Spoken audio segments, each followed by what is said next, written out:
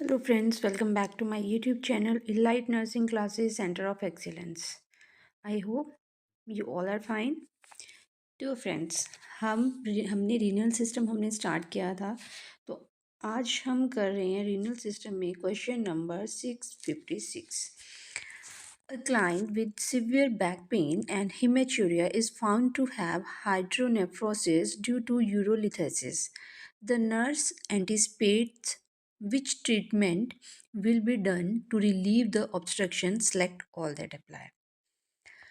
तो क्वेश्चन हमें क्या बोल रहा है? क्वेश्चन बोल रहा है कि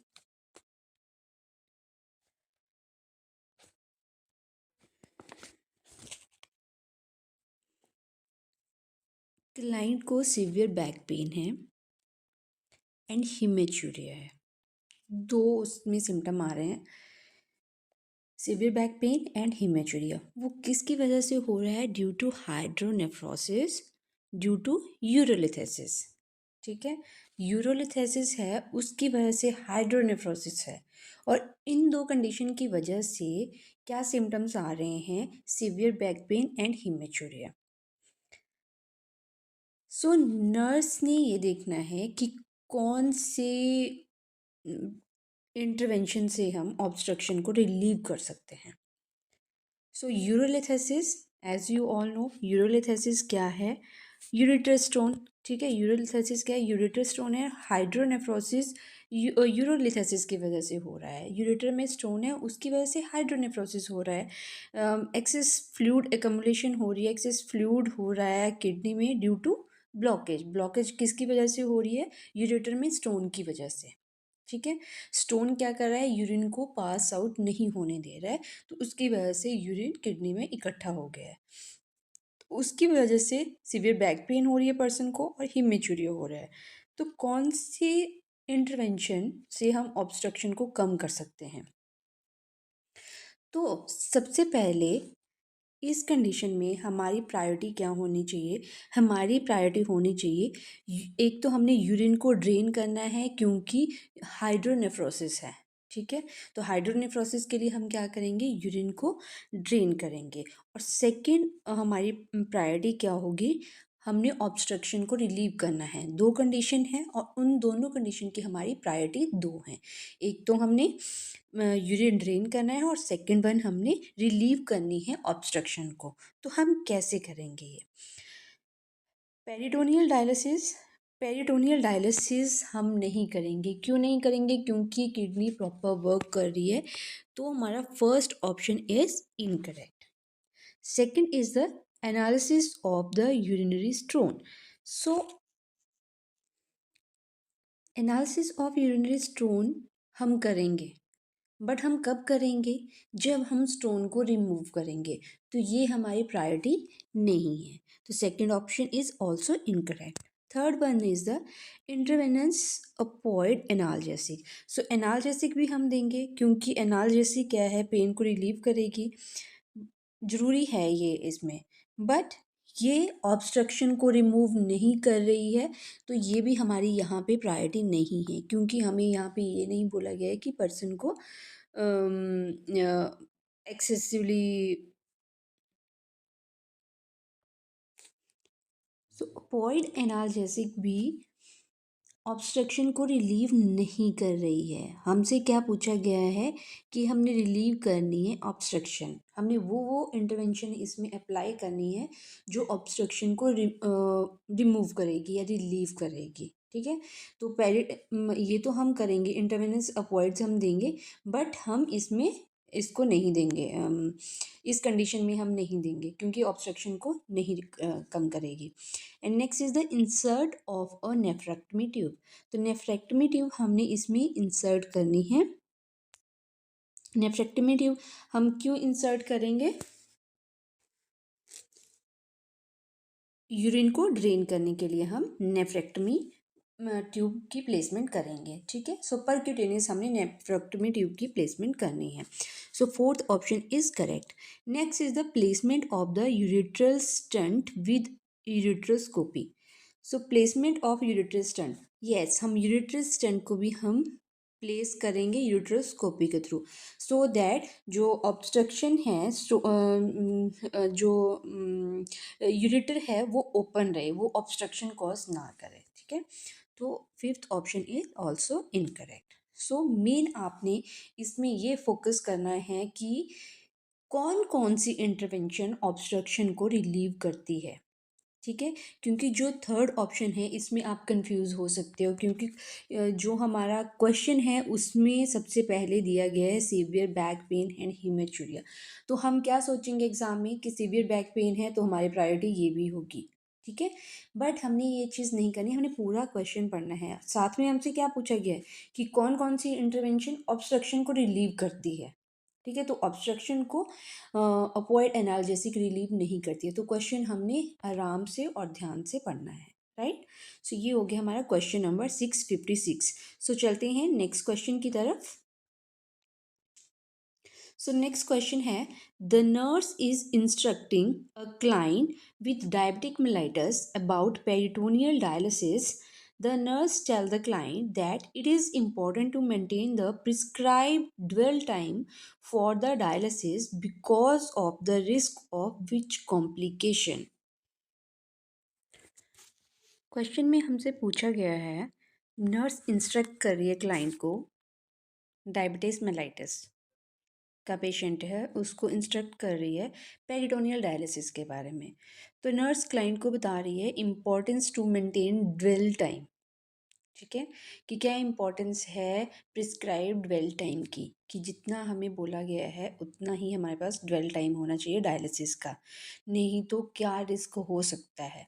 तो इसमें हमसे एक चीज़ पूछी गई है, एक तो हमने दिमाग में रखना है डायबिटिक मेलाइटिस का पेशेंट है, उसको बोलना है हमने, उसको हम इंस्ट्रक्ट कर रहे हैं, उसको हम टीच कर रहे हैं, ठीक है। और ड्वेल टाइम के बारे में हम उसको टीच कर रहे हैं कि क्या रिस्क हो सकता है ड्वेल टाइम के लिए, स्पेसिफिकली डायबिटिक पेशेंट को।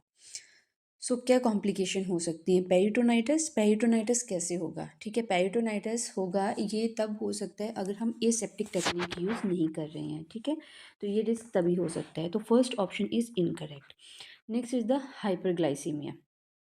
Third one is the hyperphosphataemia. Hyperphosphataemia क्या है, हाइपरफॉस्फेटेमिया इलेक्ट्रोलाइट इम्बैलेंस है। ये किसकी वजह से होगा, अगर रीनल डिसफंक्शनिंग होगी तो उसकी वजह से हो सकता है। तो इसमें ये नहीं पूछा गया। हमने माइंड में रखना है dwell time and diabetic mellitus and disequilibrium syndrome. Disequilibrium syndrome मैंने आपको लास्ट क्लास में बताया है कि डिसइक्विलिब्रियम सिंड्रोम किस में होगा, हेमोडायलिसिस में। देन ये भी हमारे पास इनकरेक्ट ऑप्शन है। देन सेकंड हमारे पास ऑप्शन बचा, that is hyperglycaemia. So hyperglycaemia कैसे होगा, जो डायबिटिक पेशेंट्स हैं उनमें ड्वेल टाइम अगर एक्सटेंड हो जाता है देन उनमें रिस्क होगा हाइपरग्लाइसीमिया का। कैसे उसमें रिस्क होगा, क्योंकि पेरिटोनियल डायलिसिस में जो हम पेरिटोनियम में हम इलेक्ट्रोलाइट्स हम उसमें इंसर्ट करते हैं, ठीक है। और डायलिजेट्स हम उसमें यूज़ करते हैं। जो डायलिजेट होता है वो कंटेन करता है ग्लूकोज, ठीक है। तो उसमें क्या होगा कि पेरिटोनियम एब्जॉर्ब करने लग जाएगा ज़्यादा ग्लूकोज। अगर ड्वेल टाइम हमारे पास ज़्यादा होगा तो ग्लूकोज की एब्जॉर्प्शन वहाँ पे स्टार्ट हो जाएगी और पर्सन को हाइपरग्लाइसीमिया हो जाएगा, ठीक है। तो डायबिटिक पेशेंट के लिए ये रिस्क है hyperglycaemia if dwell time is increased. So diabetic patient में हमने एक्स्ट्रा इंसुलिन हमने उनको प्रोवाइड करनी है जब हमने उनको पेरिटोनियल डायलिसिस करना है। So second option is correct option. So I think ये क्लियर हो चुका होगा आपको कि जो डायबिटिक पेशेंट में अगर हम पेरिटोनियम डायलिसिस कर रहे हैं तो उस कंडीशन में प्रिस्क्राइब ड्वेल टाइम ही हमने रखना है। अगर हम ड्वेल टाइम को इंक्रीज़ करते हैं, अगर ज़्यादा टाइम तक हम जो इलेक्ट्रोलाइट्स हैं और डायलिसेट्स हैं उनको हम पेरिटोनियम कैविटी में रख रहे हैं तो ग्लूकोज की अब्जॉर्प्शन ज़्यादा होगी जिसकी वजह से हाइपरग्लाइसीमिया के चांसेस हो जाएंगे। सो जो भी डायबिटिक पेशेंट होंगे जिनको हम पेरिटोनियम डायलिसिस कर रहे हैं उनको हमने एक्स्ट्रा इंसुलिन की डोज देनी है। क्लियर। सो इट्स ये हो गया हमारा क्वेश्चन नंबर 657। सो मूव करते हैं नेक्स्ट क्वेश्चन की तरफ।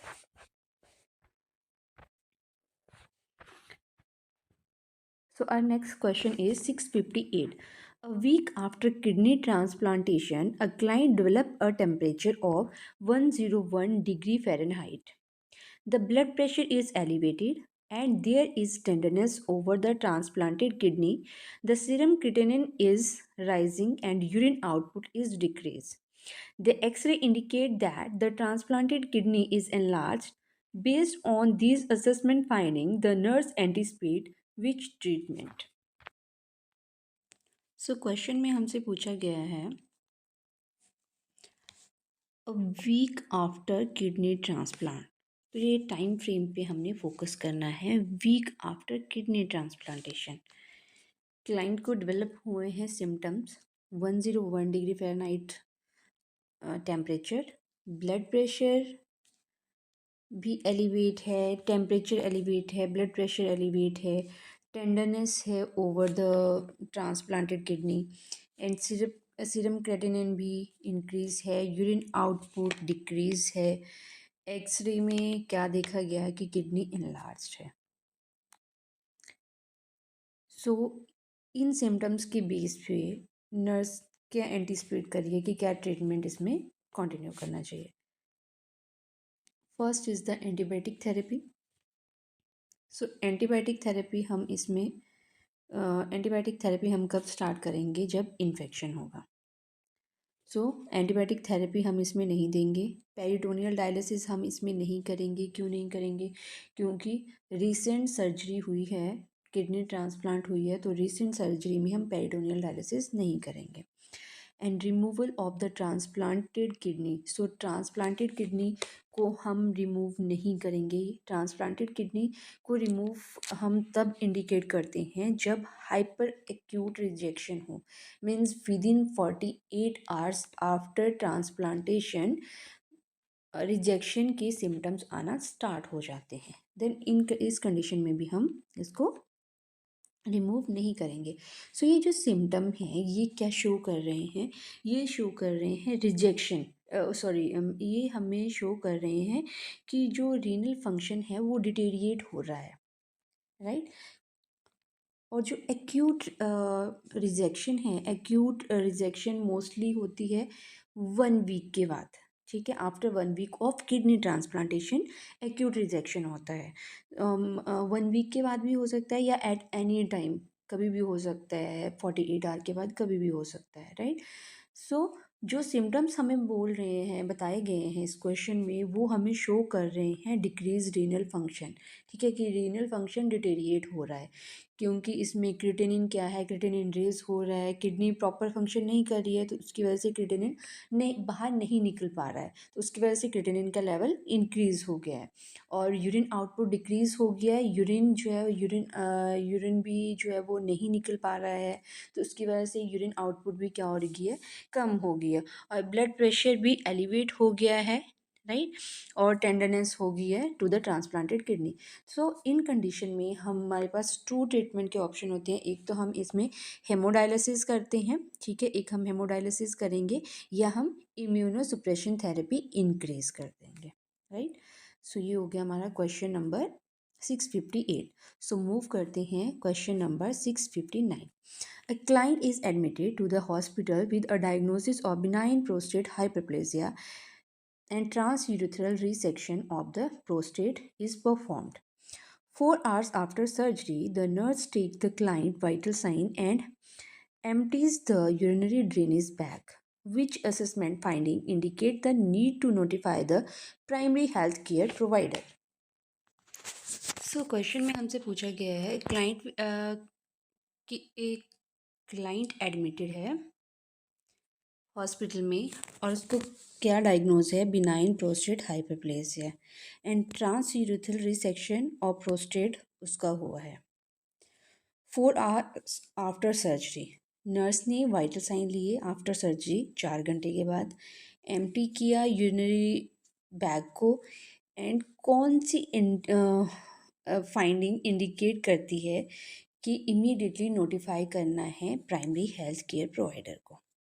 सो red bloody urine, so blood in urine normal finding होती है आफ्टर द सर्जरी, ठीक है, कुछ दिनों के लिए ये नॉर्मल फाइंडिंग होती है। तो first option is incorrect. Pain related as 2 on a 0 to 10 pain scale. So pain rating scale में कितना हमारी रेटिंग आ रही है, 2 आ रही है। So means patient adequately control कर रहा है अपनी पेन को। So second option is also incorrect. तो इस कंडीशन में भी हमें एचसीपी को बताने की कोई ज़रूरत नहीं है इसमें। And third one is the urinary output of 200 ml higher than intake. ये भी एडुकेट है।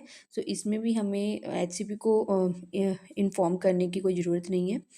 And last one is the blood pressure 100/50 mmHg, pulse 130 beat per minute.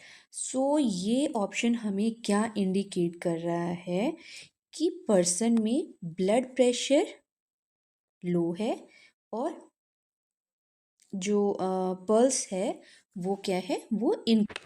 So blood pressure low होना और पल्स का इंक्रीज होना ये indicate कर रहा है हैमरेज को, एक्सेस ब्लड लॉस, ठीक है।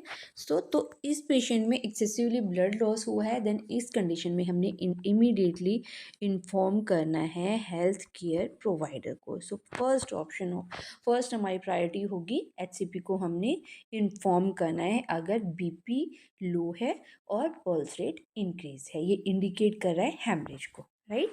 सो ये हो गया हमारा क्वेश्चन नंबर 659। तो मूव करते हैं नेक्स्ट क्वेश्चन की तरफ।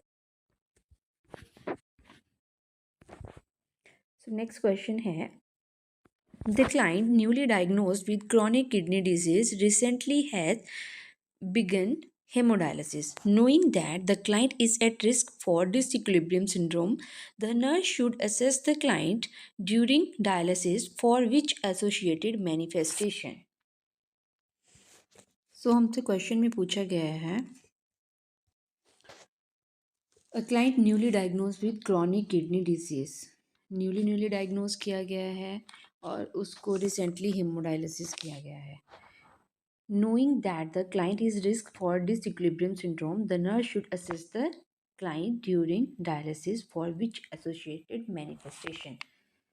मैंने आपको लास्ट क्लास में अपने बताया था डिसइक्विलिब्रियम सिंड्रोम के बारे में। डिसइक्विलिब्रियम सिंड्रोम के हमने इसमें सिम्टम्स देखने हैं कि कौन कौन से पर्सन में उसमें प्रेजेंट होंगे, क्योंकि ये रिस्क पे है डिसइक्विलिब्रियम सिंड्रोम पे। तो एज अ नर्स हम किन सिम्टम्स पे ज़्यादा फोकस करेंगे। So first one is the hypertension, tachycardia and fever. And second one is the so tachycardia और फीवर क्या इंडिकेट कर रहा है, इन्फेक्शन इंडिकेट कर रहा है, तो first option is incorrect. Second is the hypotension, bradycardia and hypothermia,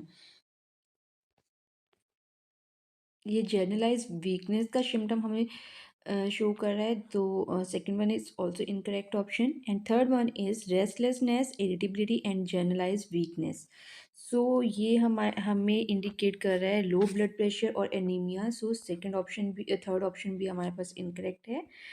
and ये इससे फोर्थ ऑप्शन है हमारे पास headache, deteriorating level of consciousness and twist.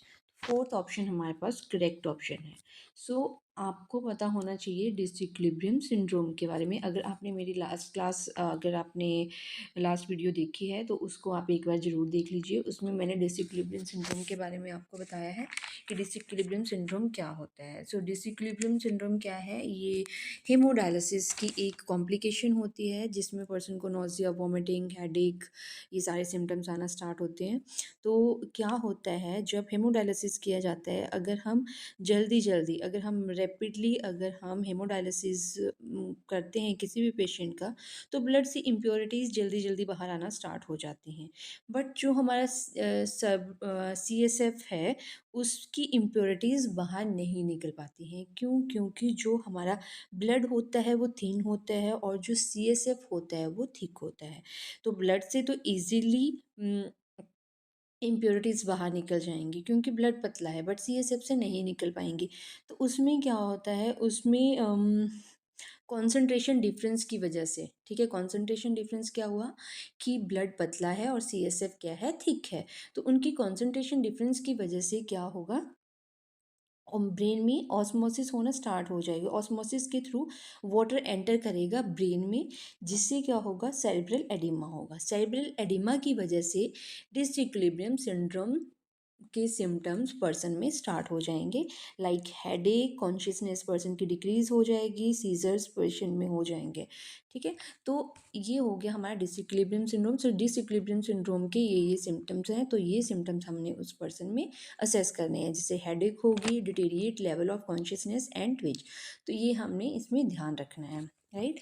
So this is all about the renal system. तो रीनल सिस्टम हमारा complete हो गया है। तो नेक्स्ट हम करेंगे medication that are used in kidney disease और रीनल डिजीज़। सो हम नेक्स्ट क्लास में करते हैं इसकी pharmacology, right. Thank you friends, मिलते हैं नेक्स्ट वीडियो में। Bye bye.